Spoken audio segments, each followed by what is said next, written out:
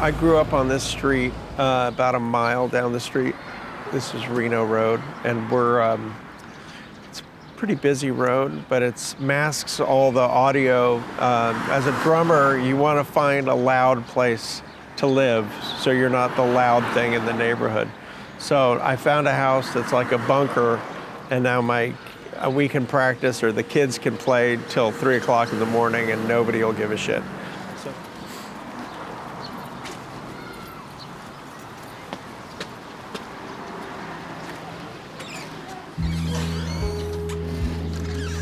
Come on in. Brief background, just because you're in my house, is that I grew up in this zip code. And so I've been here since 1967. I've been in this house for 27 years, raised my 4 kids here. And I think that's one of the more interesting things about me, is that I haven't left this damn city, except for to tour constantly. And that's why I feel like I'm able to get away. And you get away, see the world, come back and live your life. My name is Brendan Canty. I'm a musician and filmmaker. We're here in my house in Washington, D.C. Yeah, this is a photo that Jim Saw took of Discharge. I think it's in 1982, and that's me. So I would have been 16 or so, and that's Guy right there. And this is my singer, Terry Scanlon, throwing elbows. And there's John Falls, a skater, awesome, he still skates. And he's bouncing off the pole of 930 Club, the infamous pole, which was in the middle of the stage. And then that's Cal from Discharge right there. It was my favorite band, still one of my favorite bands, honestly. Well, really early on, we have this thing called the Fort Reno Concert Series. And I started going up there when I was like 13 years old, mostly to get high and listen to bands. And I started hanging out with all these other kids, and punk rock was happening, the Bad Brains were playing, and it was really, to me, like, it was super exciting. It was super like visceral, and at the time, it made me want to play music. I was initially singing in a band. It was terrible. I sounded like a little girl with a nail in her shoe. So I ended up drumming and just trying to drum like Earl from the Bad Brains. Here's a bunch of here's Guy and I in sombreros on Coney Island, if you want.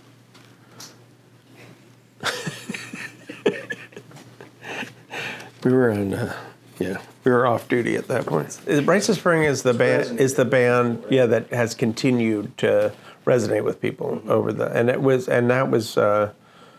mostly by virtue of Guy's amazing lyrics, but also I think the energy behind that recording is really palpable.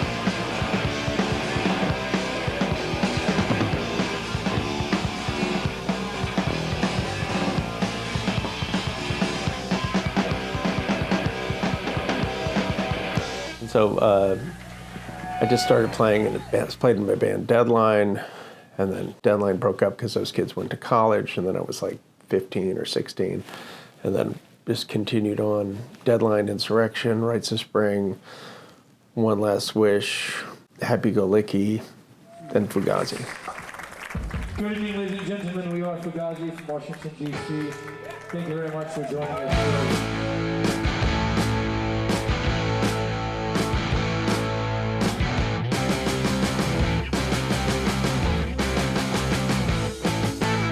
Back in '87, Ian was renting a house across the river where it was even cheaper, and it was a group house called Discord House, and that's where they had Discord records.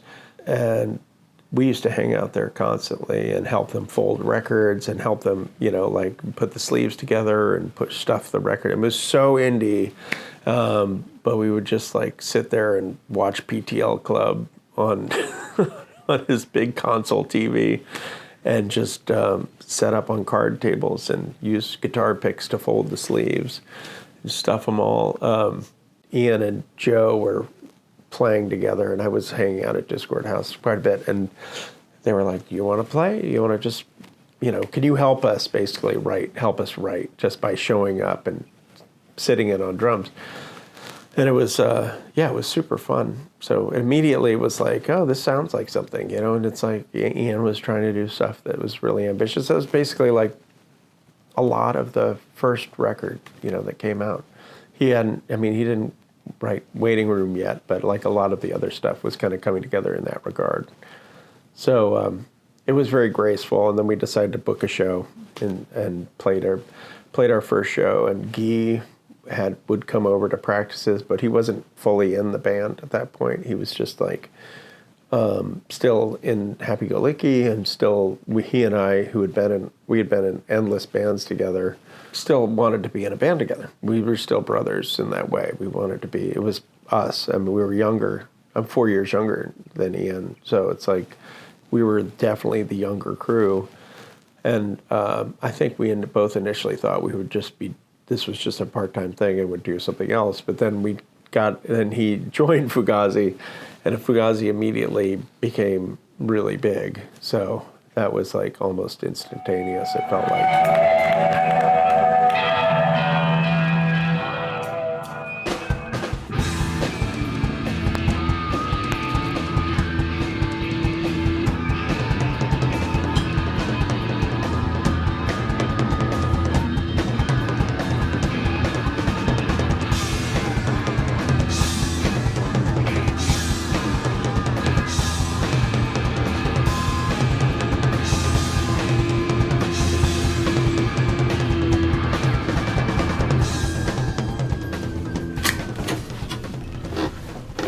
Down in the basement.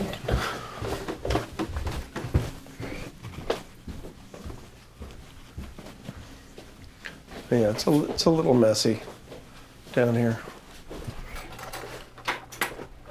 But this is where I record drums for and where we practice. We're not Messthetics, but this is where Birthday Girl Mabel's band practices. And this is the old Fugazi drum set I bought. I mean, I actually had an old 64 Gretsch, what they call a round badge, that my dad bought me for $250 back in 1982 or 81. And then I used that, and that's actually on Waiting Room and all that stuff. But this one is one that when Fugazi started to make money, we bought this one.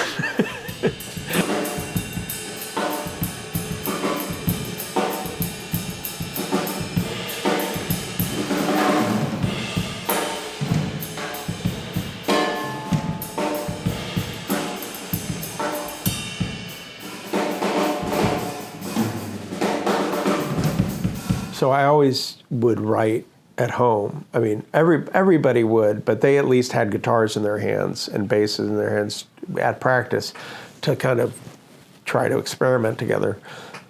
But I was always like, oh, well, if I want to put my foot, if I want to influence at all what the musicality of this band is, then I have to write stuff at home. So I would write bass lines and guitar lines and bring them in. I always had a few guitar lines. If we hit a wall, I'd be like, well, there is this one thing. And then I'd show Joe or Guy usually, like those guys. Like Guy would learn my guitar parts and Joe would learn my bass parts. Ian was like, I'm just going to add my own thing to that, And so he would do like, usually the underpinning and, and then once that part kind of got flowing, and we would then then it just got fed into the hopper.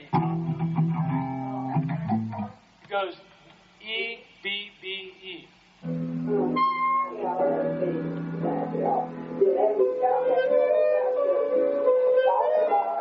Listen to it after not hearing it for a while, and Joe's part comes up, the second half of that comes up. Yeah. It's not as substantial as it should be, but I don't know if that, because all of a sudden everybody splits away from doing, like when during the C parts, everybody's hitting a C, C1 or whatever, and then everybody splits apart, and that sounds more. And then 15 years went by. We actually ended it at the right time, honestly. We were we ended it because, I had a third kid coming and my wife's father had died very suddenly and other people's family were dying and life just took over and it was just we're not going to, this is going to get harder and harder and this is really, time to take a break. We just thought we were going to take a break for a little while, but it just ended up being, another 22 years. So here we are.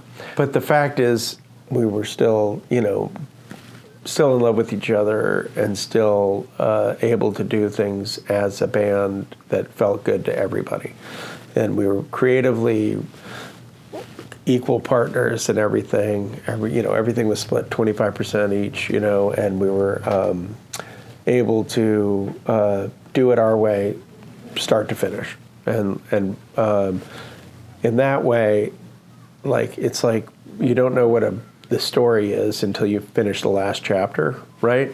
So I feel like we wrote the story, finished the last chapter, and now it's got its own history, it's got its own memories, it's got its own narrative, and now we can do whatever we wanted else in our lives.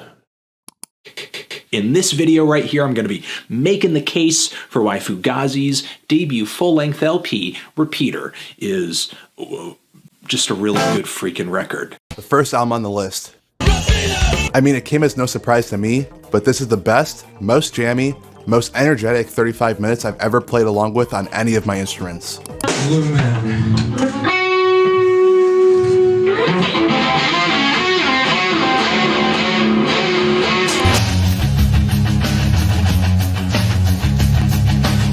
What is the coolest band name of all time? I got 3 on the top of my tongue here. 1, Fugazi. 内山優愛のロック名盤直感紹介。今日紹介するのは1990年にリリースされたアメリカのハードコアパンクバンドFugaziのビート&スリーソングスです。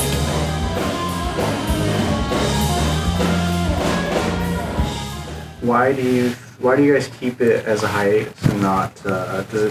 Is there a lingering chance that you'll? There's always a lingering chance that we're going to get back together, and it becomes less and less likely. But there were times throughout the last 22 years that we have gotten together and played for sometimes a week at a time, and we always see each other in town, and we're always working on other reissue projects and other, we're just in each other's lives a lot. So it's, it's not up to me whether we get the band back together. If it was up to me, we'd be out there playing.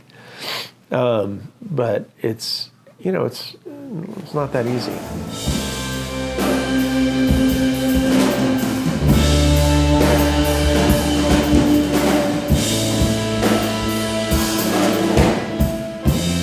When I was having all my kids, I have 4 kids, and they're all now they're 26, 24, 21, and 17.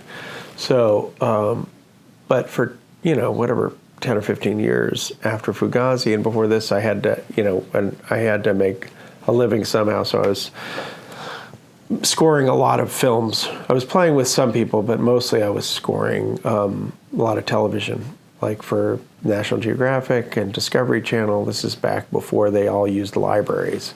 So they would have original score for all these, prison series or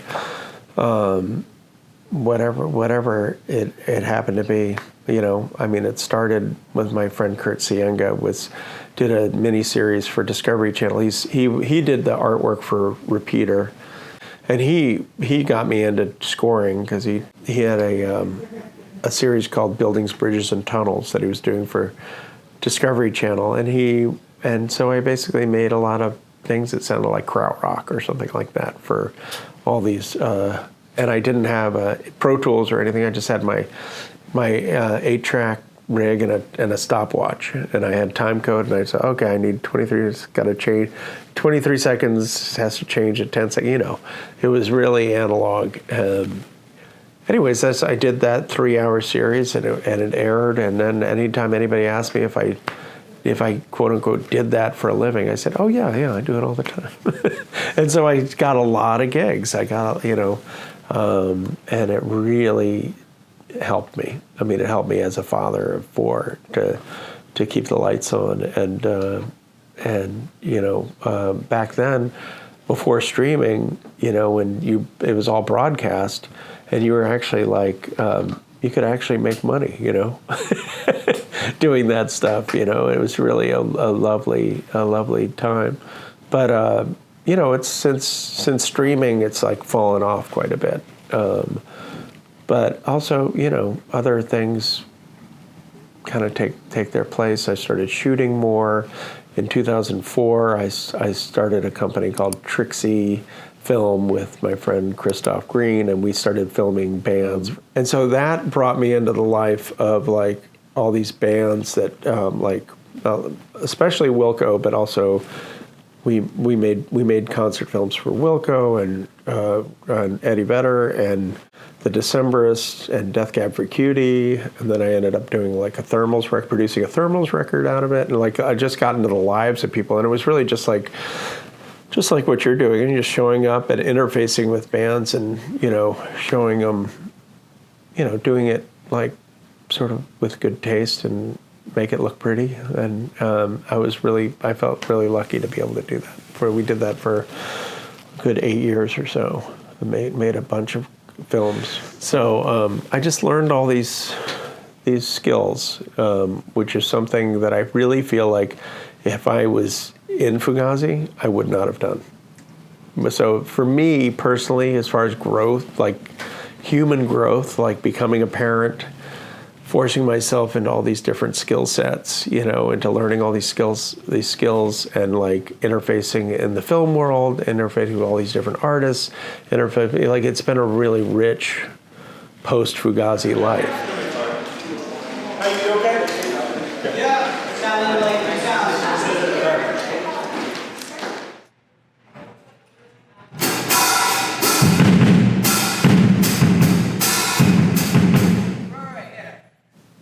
Now that COVID's over, we're the Messthetics, which are my band with Joe Lally and Anthony Parag, are out touring again, and we just made a record with James Brandon Lewis, and came out on Impulse, which is more of a jazz label. So we're playing more jazz festivals. We're playing like Newport Jazz and Vancouver Jazz and Saalfelden over in Austria, and then we're also still doing gigs. So we're playing like in August, we're playing Newport Jazz, then we're playing the Auto Bar in Baltimore with Scream.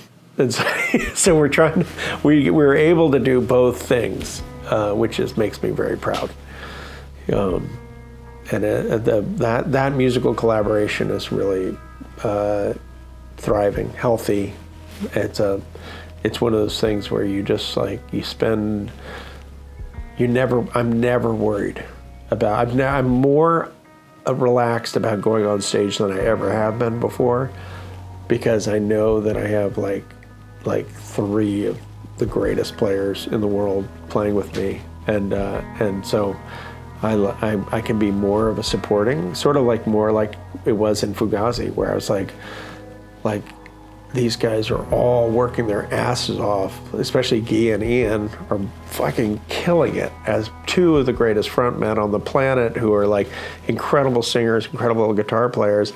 Like my job is to support those guys, like always. And so in this band, I'm back there with like 3 great players, but really the sax and the guitar, 2 separate voices who are like pushing it and working as hard as they can, and my job is to support them, and that's I'm happy to be back in the utility player role. You're still playing benefit gigs in DC. I'm still playing benefit gigs.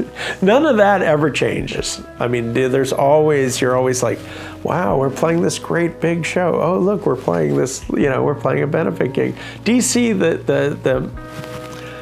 that's an organic, lovely thing about DC. It's like, it's eternally young in the scene. Like there's always kids coming up and playing. The bands are, the whole indie scene in DC is thriving continually. And my daughter now is in a band with Alec Mackay, Ian's brother's daughter, Bella. They're in a band called Birthday Girl, and they're out. They fucking kill it. They're playing all over the place, and that, I don't know. All the things that I loved about DC growing up still exist. I mean, the Bad Brains don't exist, but there's somebody's Bad Brains is out there. It's all still happening. It may not be happening to me, but it's still happening.